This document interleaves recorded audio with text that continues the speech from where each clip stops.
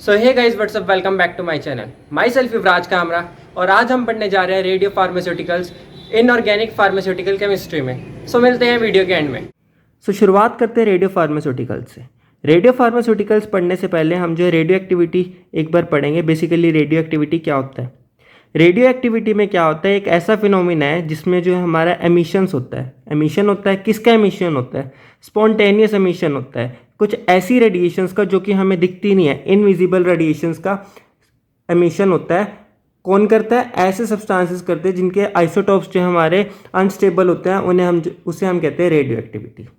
ऐसे सब्सटेंस जो इस तरीके की रेडिएशंस को एमिट करते हैं उन्हें हम कहते हैं रेडियो एक्टिव सब्सटेंसेस, और इनके आइसोटॉप्स को हम कहते हैं रेडियो एक्टिव आइसोटॉप्स। जो रेडियो एक्टिविटी की हमारी डिस्कवरी है वो जो एक एक्सीडेंटल डिस्कवरी थी, मतलब अचानक से डिस्कवरी हुई थी। ऐसा इसके ऊपर कोई रिसर्च नहीं चल रही थी या इसकी डिस्कवरी के लिए कुछ प्रयास नहीं करे गए थे। ये जो है एक एक्सीडेंटल डिस्कवरी थी जो किसने करी थी? हेनरी बेकरर ने। उसके बाद जो है काफ़ी सारी मॉडिफिकेशंस और ऑब्जर्वेशंस एनालाइज हुई थी, वो किसने करी थी? हमारे रदरफोर्ड ने। अब जैसा कि हमने रेडियो एक्टिविटी पढ़ लिया, अब हम रेडियो फार्मास्यूटिकल्स पढ़ने जा रहे हैं। रेडियो फार्मास्यूटिकल्स में बेसिकली क्या होता है, ये जो है मेडिसिनल प्रोडक्ट्स हैं। मेडिसिनल प्रोडक्ट्स हैं जिनके अंदर रेडियो एक्टिव कंपाउंड्स पाए जाते हैं। ठीक है, इनका यूज़ जो है क्या है, डायग्नोसिस में भी यूज़ करते हैं और साथ ही साथ थेरेपेटिक ट्रीटमेंट में भी। किसके? ह्यूमन डिसीज़ के। जो ह्यूमंस में डिसीज़ होते हैं उनका जांच पड़ताल के लिए भी और साथ ही साथ उनका ट्रीटमेंट करने के लिए भी हम रेडियो फार्मास्यूटिकल्स का यूज़ करते हैं। They are used in medicines. It is used to treat cancerous tumour. ये जो है मेडिसिन्स वगैरह में भी यूज़ किए जाते हैं। साथ ही साथ जो ये डिसीज़ जैसे कैंसर के ट्यूमर्स जो होते हैं या फिर थायराइड डिसऑर्डर्स होते हैं या कुछ मेटाबॉलिक डिसऑर्डर्स हैं जिनमें हमारी ब्रेन फंक्शनिंग भी अफेक्ट होती है, इन सब डिसऑर्डर्स को ट्रीट करने में हेल्प करते हैं। आगे हम पढ़ेंगे measurement of radio activity. Basically radio activity में क्या हो रहा है, इनविजिबल रेडिएशंस का एमिशन हो रहा है। तो एमिशंस हो रहा है जो इनविजिबल रेडिएशंस का, हमारी 3 तरीके की इनविजिबल रेडिएशन हमने ऑब्जर्व की है, that is alpha, beta and gamma rays. वो किससे बनी है? Alpha, beta and gamma particle से रिस्पेक्टिवली। तो बेसिकली इनमें हम क्या करेंगे, जब भी हमने रेडियो एक्टिविटी की मेजरमेंट करनी है तो उसमें जो हम अल्फा, बीटा और गामा पार्टिकल्स का मेजरमेंट करेंगे, उनको आइदर काउंट करेंगे या फिर उनका डिटेक्शन करेंगे। तो हम ये कैसे करेंगे मेजरमेंट?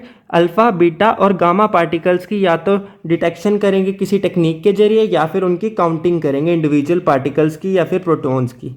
तो इसमें जो सिंटिलेशन मेथड होता है जिसे अभी हम आगे डिस्कस करेंगे, वो जो है स्पेशली एम्प्लॉय किया जाता है गामा रेडिएशंस को मेज़र करने के लिए। जो सेंटिलेशन मेथड है वो हमारा स्पेशली किसके लिए? गामा रेडिएशंस को मेज़र करने के लिए। जैसे अभी हमने एक लाइन पढ़ी जिसमें लिखा था सेंटिलेशन डिटेक्टर्स जो हैं स्पेशली एम्प्लॉय करे जाते हैं गामा रेडिएशंस के लिए। वो किस बिहाफ पे? वो उसकी प्रॉपर्टी के बिहाफ पे है। कुछ मेजरमेंट्स, कुछ हमने फिक्सेस रखे हुए हैं जिसके बिहाफ पे हम जो है एक पर्टिकुलर रेडिएशन के लिए पर्टिकुलर मेथड एम्प्लॉय करेंगे। तो जो मेथड सेलेक्ट होएगा मेजरमेंट के लिए वो डिपेंड किस किस के ऊपर करेगा? एनर्जी के एक्सटेंट पे, साथ ही साथ उसकी डिसिपिएशन पे और पेनिट्रेबिलिटी पे, मतलब एनर्जी कितनी है, उसकी पेनिट्रेशन पावर कितनी है। तो अब हमारे पास जो मेजरमेंट के लिए जो है काफ़ी तरीके के डिटेक्टर्स अवेलेबल हैं। तो उसमें अब हम देखते हैं टाइप्स ऑफ डिटेक्टर। तो कौन कौन से डिटेक्टर अवेलेबल हैं, जिसमें फर्स्ट टाइप होगी हमारे gas field detectors. Gas field detectors में हमारे 3 तरीके के डिटेक्टर्स देखे जाते हैं, that is ionisation chamber, proportional counters and Geiger Muller counters. उसके बाद आ गया सिंटिलेटर डिटेक्टर्स जो कि बेसिकली हमारे गामा एमिशंस के लिए यूज़ हुए थे। देन थर्ड हमारे पास आता है ऑटो रेडियोग्राफी एंड फोर्थ आता है सॉलिड स्टेट डिटेक्टर्स।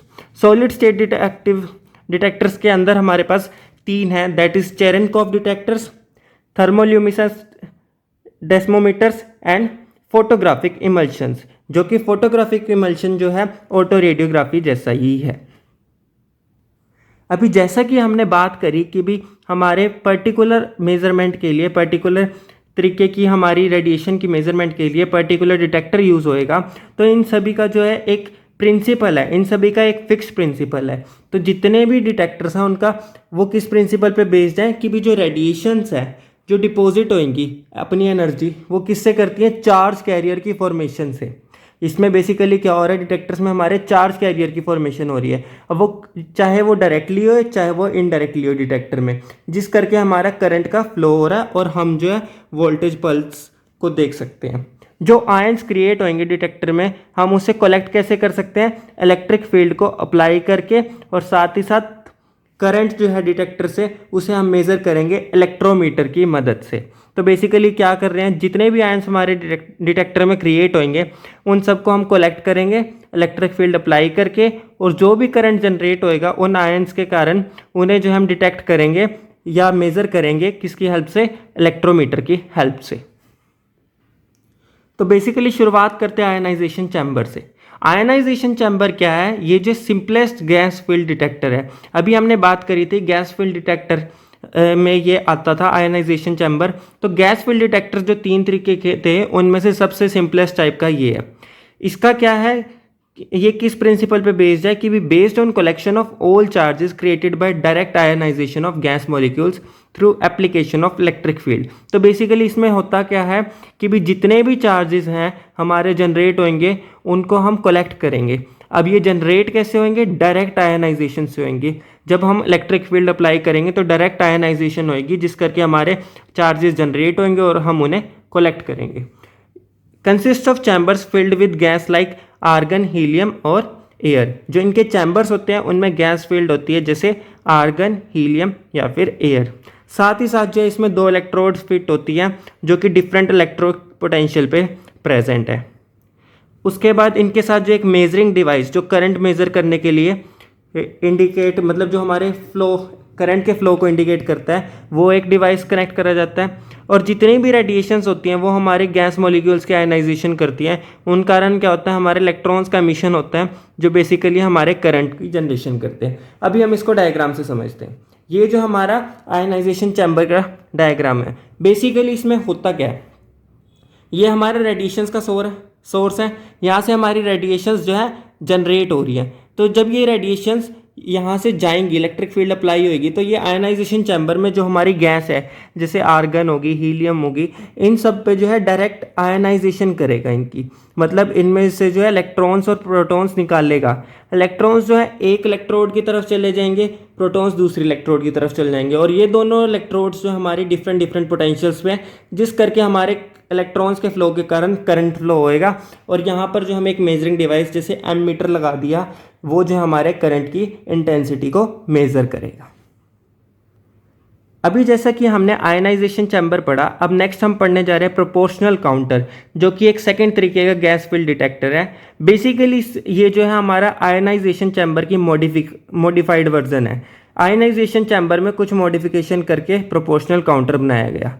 इसमें क्या होता है, जो अप्लाइड पोटेंशियल है ना, वो जो है प्राइमरी इलेक्ट्रॉन्स की आयनाइजेशन करती है, जिस करके क्या होता है, काफ़ी सारे फ्री इलेक्ट्रॉन्स जनरेट होते हैं जो कि हमारे एनोड की तरफ जाते हैं। और जितने भी हमारे प्राइमरी इलेक्ट्रॉन्स लिबरेट होंगे ना, उन करके क्या होएगा, इलेक्ट्रॉन्स का और ज़्यादा एडिशन होएगा। ठीक है, जो फाइनली क्या करेंगे, हमारे करंट को बढ़ा देंगे, जिस करके हमारा करंट बढ़ जाएगा। बेसिकली पहले हम क्या कर रहे थे, रेडिएशन सोर्स से हमारा इलेक्ट्रिक फील्ड अप्लाई करके हमारा जो आयनाइजेशन कर रहे थे गैसेस का, जिस करके इलेक्ट्रॉन्स एमिट हो रहे थे और करंट पास हो रहा था। इस प्रोपोर्शनल काउंटर में हम क्या करते हैं, जब हमारा ऐसे करके गैस में से आयनाइजेशन होकर इलेक्ट्रॉन्स निकलेंगे, उन्हें जो हमने प्राइमरी इलेक्ट्रॉन्स कहा, वो जो है नोड की तरफ जाके कलेक्ट हो गए। और उसके बाद क्या होगा, उन प्राइमरी इलेक्ट्रॉन्स की मदद से हम जो है काफ़ी ज़्यादा मोर एडिशन ऑफ इलेक्ट्रॉन्स कराएंगे, फ्री इलेक्ट्रॉन्स, जिस करके हमारे करंट की पल्स बढ़ जाएगी। जो वोल्टेज रेंज है जिसके कारण जो हमारी गैस एम्प्लीफिकेशन हो रही है, वो जो हमारा प्रोपोर्शनल रीजन कहलाया जाता है। और जो काउंटर वर्किंग हो रही है रीजन में, उसे हम प्रोपोर्शनल काउंटर कहते हैं। उसके बाद हमारे सामने आता है Geiger Muller counter. Basically Geiger Muller counter जो है सबसे इंपॉर्टेंट है एग्जामिनेशन पॉइंट ऑफ व्यू के हिसाब से। हर बार इस गाइगर म्यूलर काउंटर के ऊपर क्वेश्चन पूछा गया मोस्ट ऑफ द टाइम्स। तो इसको शुरुआत करते हैं। Geiger Muller counter basically invent हुआ था 1928 में बाय म्यूलर और उनके टीचर गाइगर ने। ठीक है, जो ओल्डेस्ट रेडिएशन डिटेक्टर है, ये सबसे पुराना रेडिएशन डिटेक्टर है और इसकी लो कॉस्ट के कारण, साथ ही साथ इसमें सिंप्लिसिटी भी है, तो ये जो है बेस्ट डिटेक्टर कहा जाता है। Does not require use of high gain amplifier, इसमें जो हाई गेन एम्पलीफायर्स का रिक्वायरमेंट नहीं है। और साथ ही साथ सबसे ज़्यादा एडवांटेज इसका ये है, ये alpha beta and gamma radiations तीनों को डिटेक्ट कर लेता है ईजिली। अब इसके प्रिंसिपल की बात करते हैं तो इसके अंदर क्या होता है, गाइगर म्यूलर ट्यूब होती है, एक सेंसिंग एलिमेंट होता है जो कि हमारी रेडिएशंस को डिटेक्ट कर रहा है, और एक प्रोसेसिंग इलेक्ट्रॉन्स है जो कि हमारे डिस्प्ले करते हैं रिजल्ट को।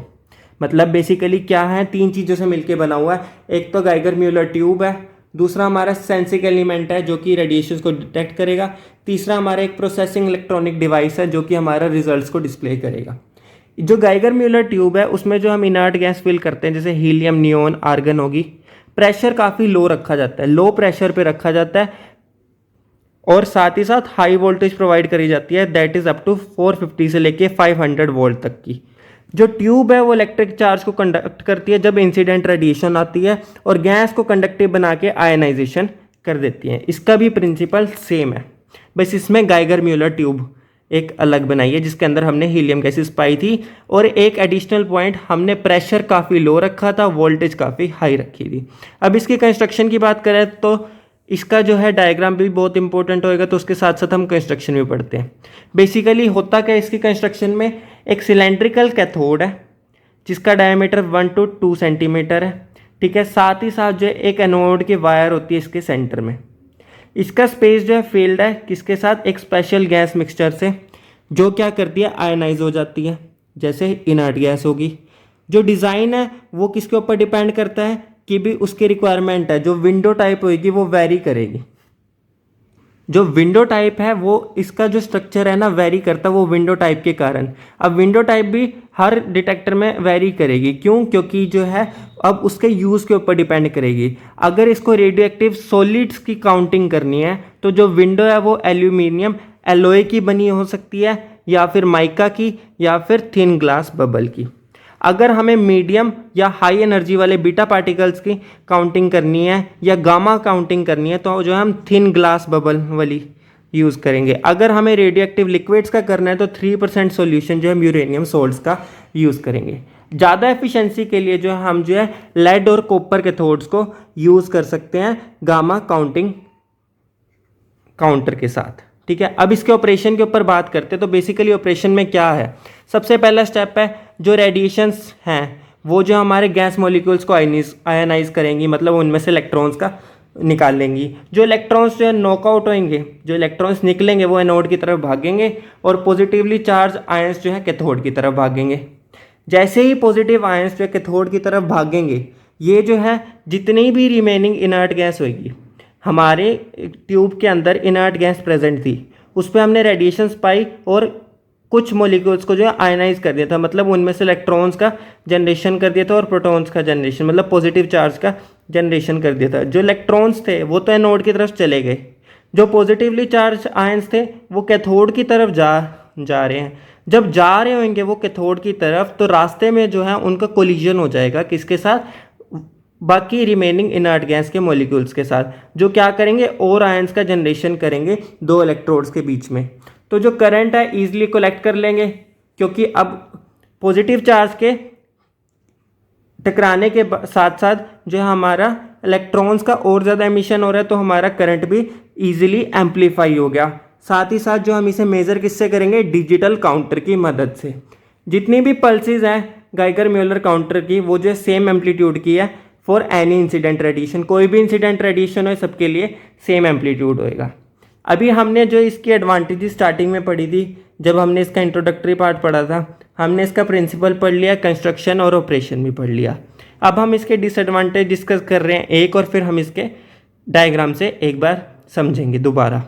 तो डिसएडवांटेज में हम बात करते हैं कि भी जो हमने इसकी एडवांटेज थी कि भी ये तीनों तरीके की अल्फ़ा बीटा गामा रेडिएशंस को डिटेक्ट कर सकता है। इसका डिसएडवांटेज ये है कि भी ये उन्हें डिस्टिंग्विश नहीं कर सकता, मतलब उन्हें अलग अलग नहीं कर सकता।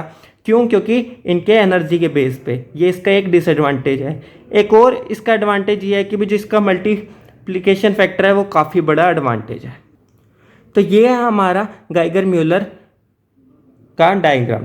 तो ये जो है हमारी गाइगर म्यूलर ट्यूब है, ठीक है। बेसिकली जो है ये कैथोड की बनी हुई है जिसका 1 से 2 सेंटीमीटर तक का डायमीटर है।